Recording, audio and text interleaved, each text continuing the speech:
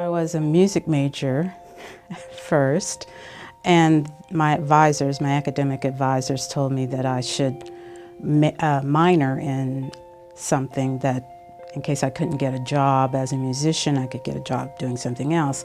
So they gave me the choice of journalism or business, and I said, well, I'm terrible with numbers, so journalism it is.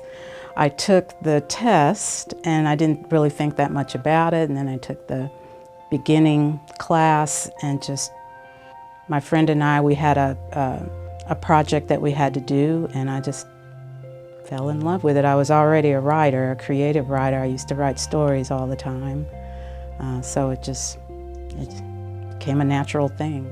Chuck House, he was the advisor for the Oklahoma Daily newspaper at the University of Oklahoma. I was not sure at all that I could be a journalist. I wasn't sure that I was even a good writer and I could string sentences together and it made sense.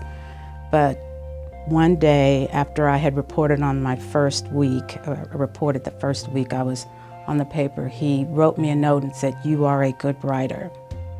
I'm glad that you're working for the newspaper." And that was all I needed. That was what spurred me on. So after I left school, I went to work for the Associated Press in the Oklahoma City Bureau.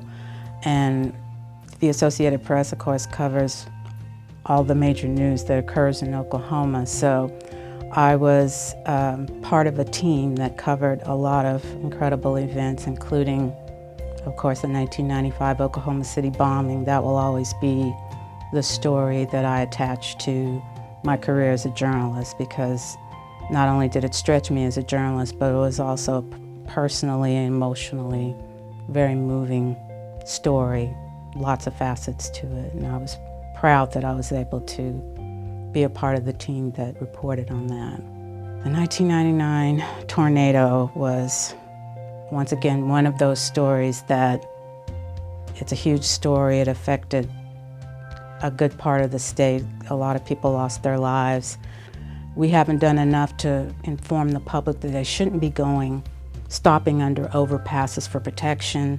If they're outside, they should get in a ditch or someplace low and cover their heads and protect their heads, but they shouldn't be going under overpasses. And unfortunately, during the May '99 outbreak, there were at least 3 people who were killed who were trying to get under an overpass or were under an overpass and were swept out by the tornadic winds. So I was very proud of that.